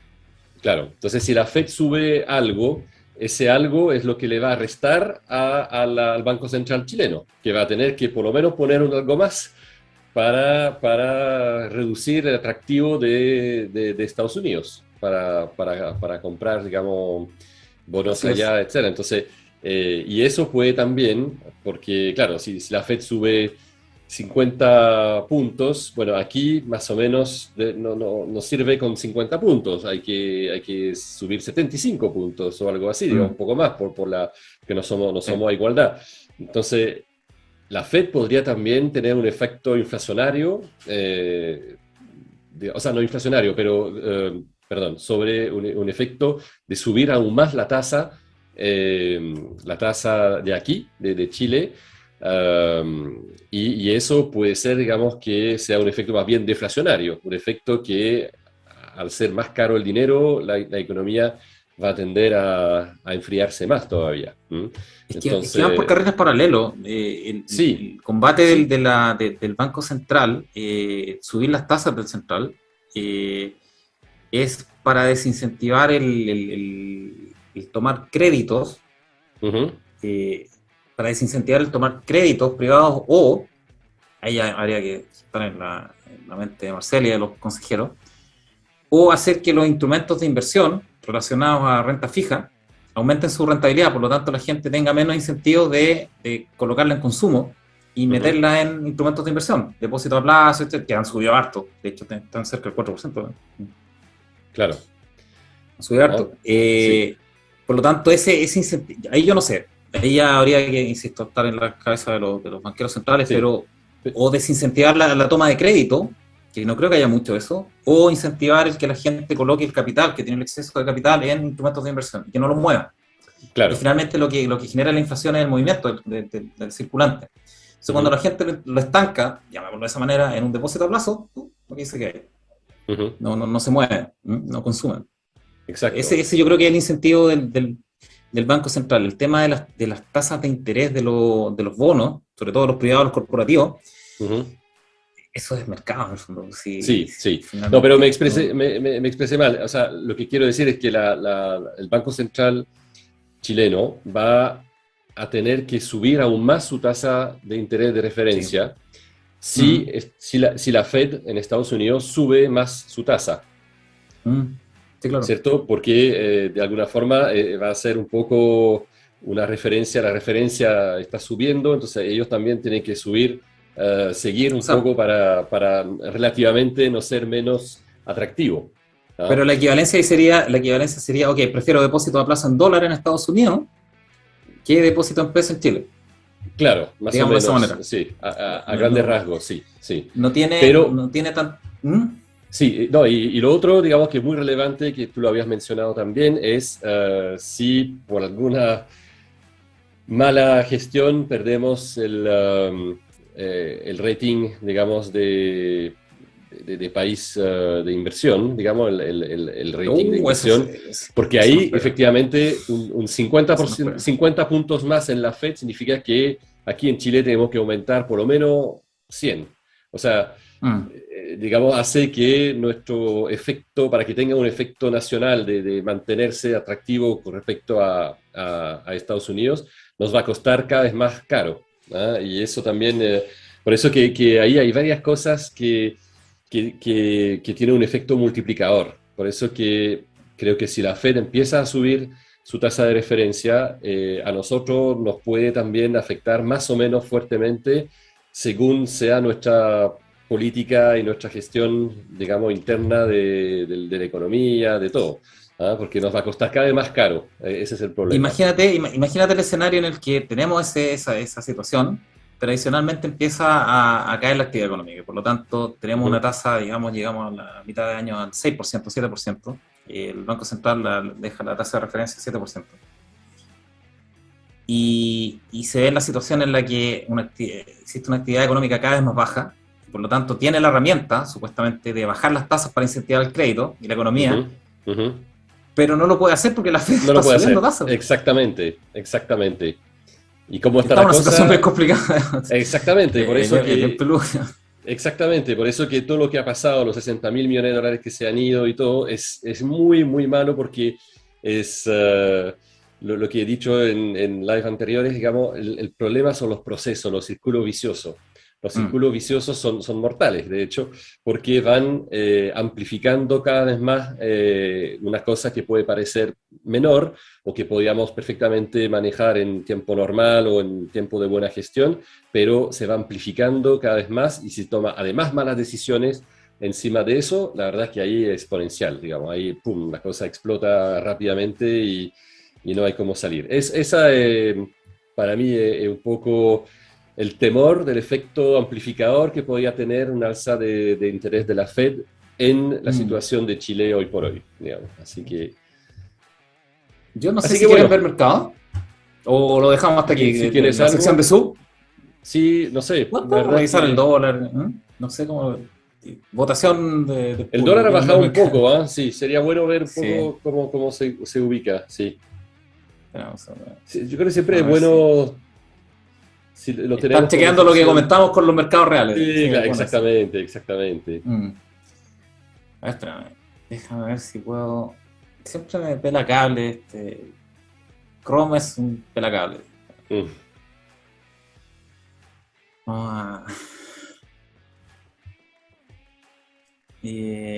Vamos a, jefa, vamos a los mercados para compartir pantalla.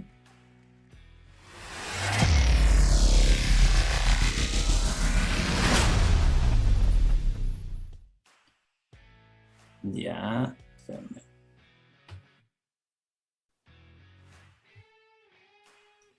Y semanal lo vemos. Sí. Ujú. A ver, compartir pantalla.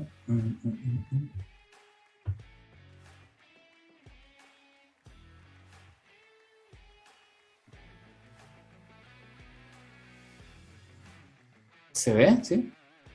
Sí, ¿Sí? sí, sí. Eh, a ver, estamos en el dólar. Ta, ta. Dijimos que el 8.58, no, el sub lo tenía marcado los niveles. Tenía marcado los niveles. Tenía que sentar 8.58. Dijimos que esa era una resistencia grandota. Claro, Ahí, de sí. hecho. ¿Mm? Ujú, sí. Que fue bastante. A ver, pegó justo. Fue a buscarle, pum. Bien. Ujú, Está bueno eso.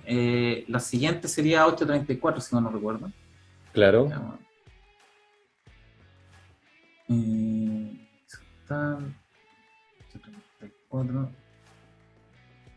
8.35. Por ahí. También ya la superó. Y Ujú, la siguiente etapa sería acá. A ver, como para.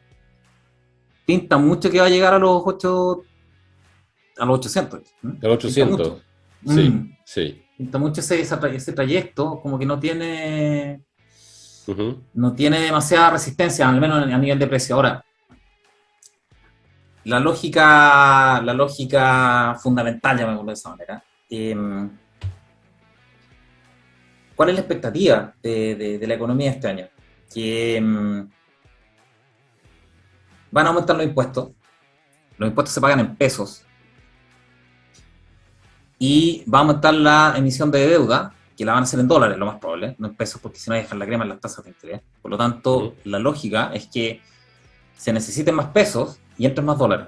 Por lo tanto, en términos lógicos, yo al menos esperaría que al menos por esta etapa, por este inicio de gobierno de Boric, el dólar comience a bajar ante esa expectativa, para mí. ¿Ok? Ahora ese es un fundamental, es una expectativa, ¿no? Si quieren meterse con el rey, tienen que tener puntos de entrada y salida bastante específicos, no por tincar, Ujú, como consejo, pero a nivel fundamental yo esperaría eso. Y como viene un periodo, yo lo espero así, un periodo de alta emisión de deuda en dólares, reventar el cupo de la tarjeta internacional, y aparte una eh, creciente alza de impuestos, que eso te va generando menor actividad económica o la menor disposición a participar en la economía. Yo esperaría que el dólar bajara. Lamentablemente significa que la actividad económica está bajando, no significa que estén entrando capitales privados, van a estar entrando capitales, pero vía deuda, ¿no? Que te van a claro, estar endeudando sí. para ingresar esos capitales, ¿no? Mm. Así es que por el momento yo esperaría que esto se estabilizara, Ahora, al yo menos. veo que, bueno, el dólar se debilitó, ¿ah? También, porque con respecto al euro subió a 1,1369. Va a decir que yo creo que también hay un tema del debilitamiento del euro, perdón, del dólar a nivel internacional. De hecho, Mm, yo mm, veo, como veo siempre el euro es una buena forma de sacar la variable internacional en el precio del dólar. O sea, claro. porque claro, ahí el euro varía con respecto al dólar. Entonces, si el dólar se debilita, el euro se mantiene más o menos estable. No sé si eventualmente, si tienes el euro CLP, se puede ver como que la curva del euro suele ser un poco más, eh, como, Vamos a ver. un poco más suave en general. Está pensando, Está pensando. está pensando. Ahí. Ahí. Subió Igual se también. arrancó, mira, yo no Igual, lo había visto, sí, se arrancó desde los máximos. claro, claro. Mira, Sí, sí. increíble.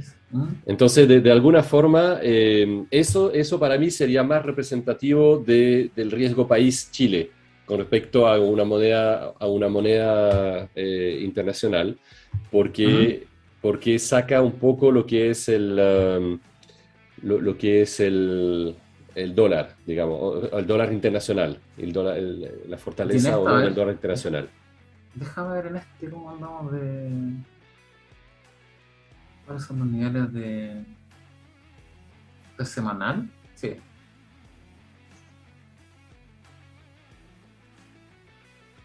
Lo que pasa es que yo creo que las escalas se ve también una baja, pero si uno tuviera Mm. exactamente la misma escala, yo creo que sería menor a la que vimos con el dólar. Mm. Pero bueno, eso es un poco difícil verlo.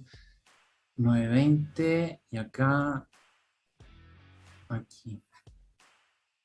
Tienen los dos niveles hasta ahora, ¿eh? Aquí. Tiene proyección hasta los 9.20, está en 9.41, 9.20, Ujú. que es más o menos en la misma trayectoria que tiene el dólar, en términos Claro, de libertad de acción con acción de precio. claro. Ahora, efectivamente, el euro es mucho menos transado que supongo yo, que Ujú. el dólar. En el fondo, el euro Sí, no se ve tanto como refugio, no hay cuenta en euros, de hecho, me parece. sí, sí, sí. Como En Chile, tanta libertad. ¿Mm? sí, hay cuentas en euro. Aquí Pero varios son bancos lo tienen. corporativas. No, no, no, no, no. Personal. ¿Privada? Sí, Ah, no sí. sabía. Sí, sí, ¿Sí? sí. ¿Y qué, Sí, cuáles sí, son los sí. requisitos? En realidad, no sé, yo hace muchos años que tengo, digamos, y la verdad es Mira, que sí, no, abrir cuenta nomás, no hay un requisito particular. Si tú tienes cuenta en dólares, tú puedes tener una cuenta en euro, al menos Santander, Vice, digamos que son las que pero ¿será conozco. nominal? ¿Será Sí, nominal o realmente tienes la cuenta en euros? no, tiene la cuenta en euro y los cheques emitidos sobre Londres, creo. Cuando tú sacas un cheque, digamos, sí, sí. Eso es nuevo. No, no, no No, sabía hace que podéis tener muchos años, a muchos nivel de años. personal en el fondo euro. A nivel Sí, sí, empresa, sí, sí. sí. Entonces, bueno, Interesante. Mira, sí. interesante para la gente que tal vez pueda diversificar no en dólares, sino en euros. Lo que Que pasa, como tú dices, puede ser más. ¿Mm? a lo que voy es que el euro, mientras, por ejemplo, estaba bajando el dólar, ¿Mm? el euro pasó más o menos de 1,1250 a 1,1360, por decirlo así, ¿cierto? Entonces, se ve que el euro se apreció con respecto al dólar, significa que el dólar devaluó un poco a nivel internacional, Y ¿cierto? aparte, Entonces, algo muy curioso es que venció los máximos del año ujú. pasado, el Sí, euro. claro, sí, sí, sí, Eso es muy claramente, relevante. sí, sí. De alguna, o Evolución. sea, yo llegué a cambiar euro a 9,85, que es lo más alto que me ha tocado. Creo que incluso en algún momento uno No, 2020. buscando alguna casa de cambio podían tener hasta 9,90, casi tocó 1.000, digamos. Eh, Mm. así que, no, yo creo que interesante porque la tendencia es un poco distinta a la del dólar y creo que la tendencia del euro para mí representa un poco más la situación como nacional, o sea, el impacto nacional de la situación nacional sobre, digamos, una divisa extranjera. ¿Ah? Y yo diría sobre el dólar también, porque, pero sin la variante internacional. ¿Mm? Mm.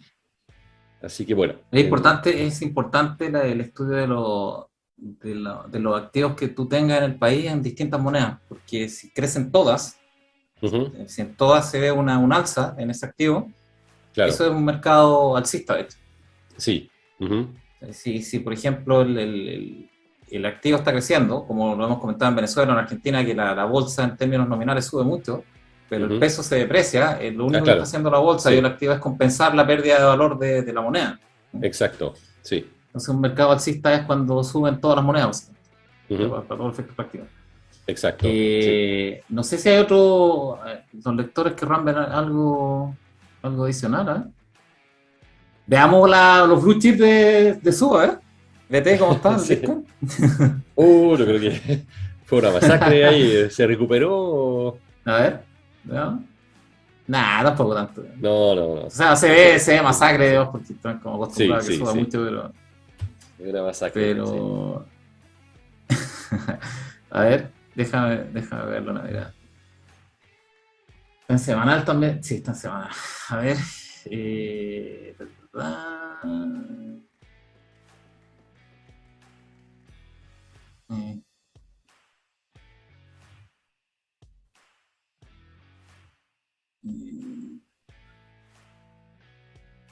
Oh, justo. Ese es un soporte. Y lo pasó de largo. A ver, ¿qué otro soporte tenéis como yo creo que supongo que como son holders la gente de Bitcoin, y hay gente que cumple y mantiene, sí. Lo importante son los puntos de entrada, yo creo, no de salida, ¿verdad?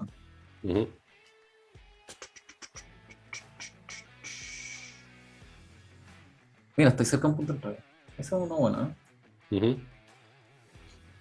Sí, yo creo que lo habías comentado hace poco, que alrededor de los 39.000, 40.000 era un punto de entrada que puede ser pinta bien interesante. ese. Sí, pinta bien ese punto de entrada. Y ya más hacia abajo, a ver. Ya como si quieren estar muy, muy seguros, ahí. Ahí, 34. Que era antiguo también, me parece haberlo visto antes. Sí. Ese 34. Exacto. Esos serían como puntos de entrada, como soporte, o sea, a nivel de precios semanales. Y resistencia, ¿cuál es el potencial de esto?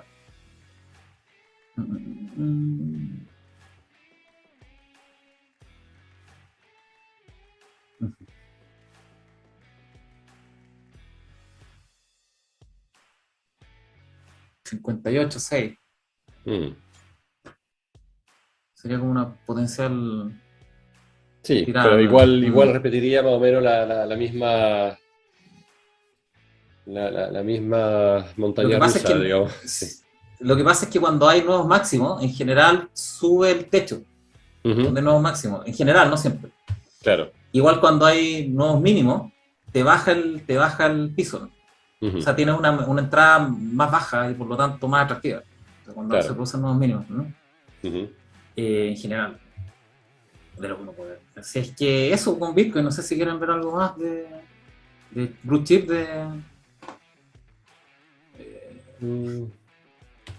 el IPSA está en rango, esa cuestión entre 4.100 y 4.500 va a estar ahí rankeando mucho raro, así que no sé si es atractivo eso.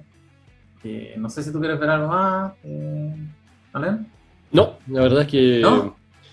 Los lectores no se pronuncian, así que... Ethereum. Ethereum, sí. Ese es el otro blue chip de Subo, ¿no? A veces. No a veces muestra, sí. A veces lo muestra también, pero ha sido menos últimamente. Yo creo que ha seguido bastante... es como el broker. Este se comporta diferente, ¿ah? Sí. Quizás porque hay menos holder. Hay lo que había explicado Sub justamente, que hay más gente que usa instrumentos, etcétera. Digamos más de trading quizás, y entonces puede que sea un poquito más resistente por eso.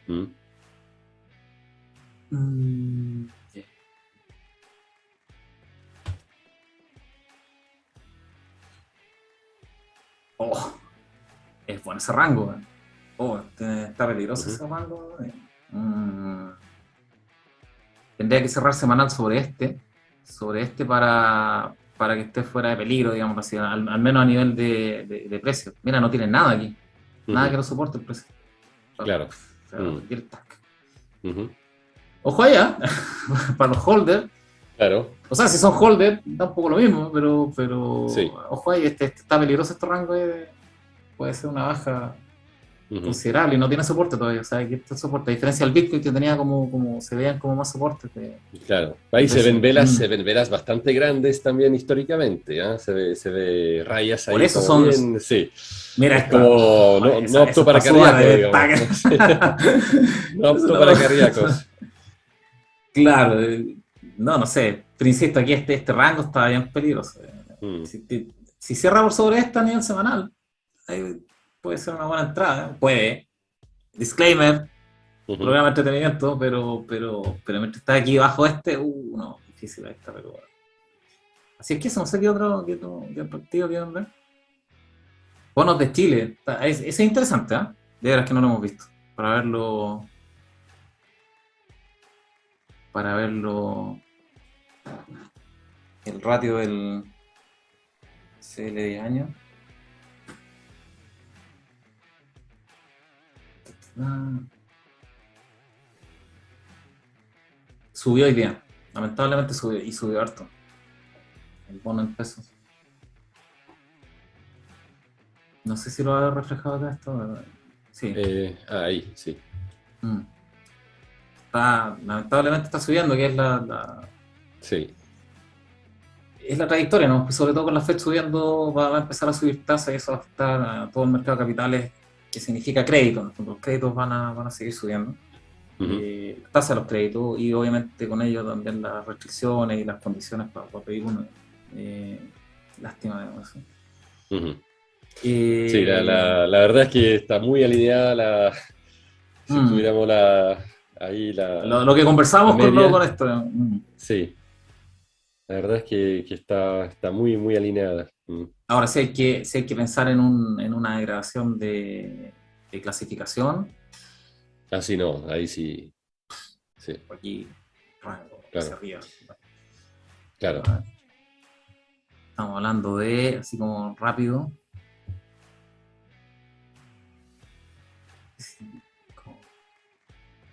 no, no somos tan graves, ¿no?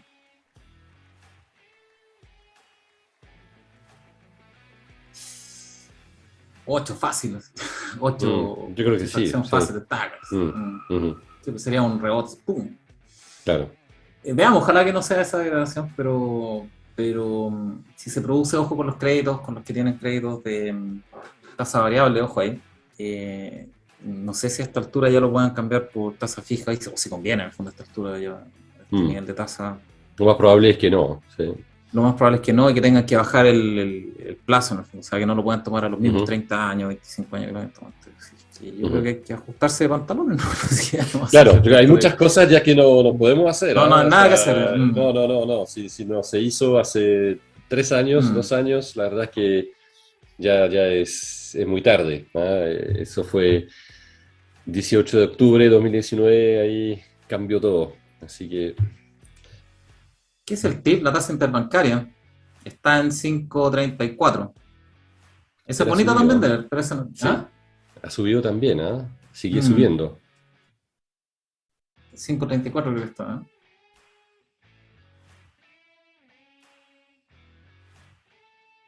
En 25 años muy lindo se ve. Mm, ujú. Vamos a llegar al récord, al máximo. Ahora, ¿cuál es el Sí, problema de eso? O sea, puede estar indexada la inflación, pero aquí también tuvimos periodos de alta inflación y mira, claro, sí. o sea, no necesariamente está indexado a la inflación, y de hecho, muy probablemente no, está indexado a los riesgos que perciben las instituciones entre ellas, entre las instituciones bancarias o en sus carteras, digamos, ahí difícil saberlo, Ujú, pero esa curva está muy peligrosa, está muy ujú. rara. Mm. Y lo que, Sí. lo que proyecta eso es que el central va a llegar al menos hasta 125. Está en 4, va a llegar a 5,25. Proyecta. Ujú. Y tal vez se pase del tejo y lo haga a 5,5 en el fondo. O sea que aumente 150 puntos. Eso debería proyectar esta curva. Claro. Mm. Sí, hay un tema que eso lo podamos, bueno, para no dilatar más, pero un ¿Mm? tema interesante es que también los eventos de crédito que afectan las casas matrices de los bancos que están aquí en Chile.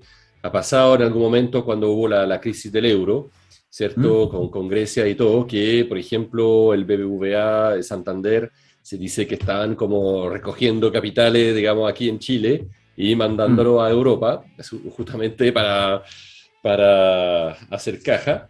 Y eso también podría ser algo bastante complicado para nosotros, ¿ah? A nivel interbancario, digo yo. No sé Son, bueno, son, son balances independientes, ¿eh? O sea, sí, si están mandando capitales porque lo pueden hacer por los ratios que tienen de encaje, etcétera, etcétera. sí, ¿No van a pero poner en riesgo la, no, no la van a poner en solvencia riesgo, bancaria chilena? No. pero por eso pienso en la tasa de interés interbancaria, porque tú puedes reducir un poco más como tomar un poco más de riesgos acá, digamos, en la liquidez, básicamente. No sé. Eso, ¿Cómo bueno, así? No te entiendo eso. bueno, es que si tú mandas de tu capital acá o tú mandas dinero a tu casa matriz en España, ¿Mm? tú mantienes tu posición aquí un poco más débil a nivel de liquidez como banco. ¿Mm? Entonces, eventualmente, si se sabe, los bancos a lo mejor no se van a prestar con la misma Ah, confianza a sabiendas que el otro banco es un poco menos líquido que antes, porque lo despojaron un poco, digamos, de su liquidez para alimentar la casa matriz. estás Y, tirando el dato, ya el que entendió, entendió en el fondo. Pues. claro, o sea, Entendió en qué bancos tenéis que estar y en cuáles no, pues ya está claro. Ya. no es, o sea, son los bancos que tienen casa matriz afuera y fuertes, digamos. Entonces, pero en fin, todo eso es solamente para decir que esa tasa interbancaria Claro, puede es, mermar mucho la calidad de los activos o la reserva y claro, eso te puede generar más desconfianza. Probablemente claro, no te genere una exacto. insolvencia ni mucho menos, pero puede aumentar mucho más esta tasa y eso Entonces, obliga de nuevo, al Banco Central a subir más. Mm. claro, o sea, de nuevo, en el tablero que tenemos como piloteando el avión, digamos, ahí son luces rojas que pueden aparecer a ver. Por eso es interesante mantener un ojo sobre esa tasa de interés interbancaria, ¿no? Yo diría que púrpuras con verde las luces, o sea, bien guasones que Sí, entonces, no porque de sé. alguna forma es exactamente lo que tú estás diciendo, la confianza. O sea, cómo medimos la Ah, confianza en el dinero. Yo creo que la tasa interbancaria es súper importante, es súper importante, sí. súper Eso se importante. mide, eso es la confianza entre instituciones bancarias y las instituciones Exacto. bancarias tienen las Y gente que carteras sabe. de crédito y aparte tienen las carteras de crédito de los activos, de los Sí, créditos, de la economía en el fondo. Tienen de la las economía. carteras de los Sí, dividendos, de los créditos de son súper comerciales, como decía entonces. profesionales, o claro, Por eso, o son sea, grandes si se profesionales. empiezan a desconfiar entre ellos, Exacto. significa que están desconfiando las carteras, significa que Sí, están sí, desconfiando la sí, economía del país, claro. básicamente. Por eso es muy, muy relevante como índice de Muy confianza, relevante. ¿no? Sí, sí. Así que, Yo bueno. creo que eso, voy a Sí, terminar de compartir. Eh, se alargó bastante el programa, casi sí, completamos al las dos final horas. íbamos a ser cortita, pero La iba a hacer corta. así Pero al es. final se alargó igual la cuestión. Es que es muy entretenido conversar estos temas. Ojalá Sí, sí. lo hayan disfrutado los auditores y lectores. Estuvo muy entretenido, estuvo muy divertido esto. Así es que saludos a los lectores y auditores. Ya terminamos ya con esta revisión más extensiva de los mercados. Saludos también y un gran abrazo a Ben y a los chicos a Pablo y a Su, ojalá estén disfrutando. Y a Sub también, sí, claro, sí. Estén Ojalá disfrutando que con la sus próxima familias. semana nos veamos de nuevo. Sí, de todas maneras. Y, y eso, me despido, lectores, estimadísimos lectores y auditores, ojalá lo hayan pasado bien. Y nos vemos la próxima semana. ¿Mm? Muy bien, Vale. buenas noches a todos. Buenas Un noches, placer como siempre. un abrazo, Estén muy saludos. bien.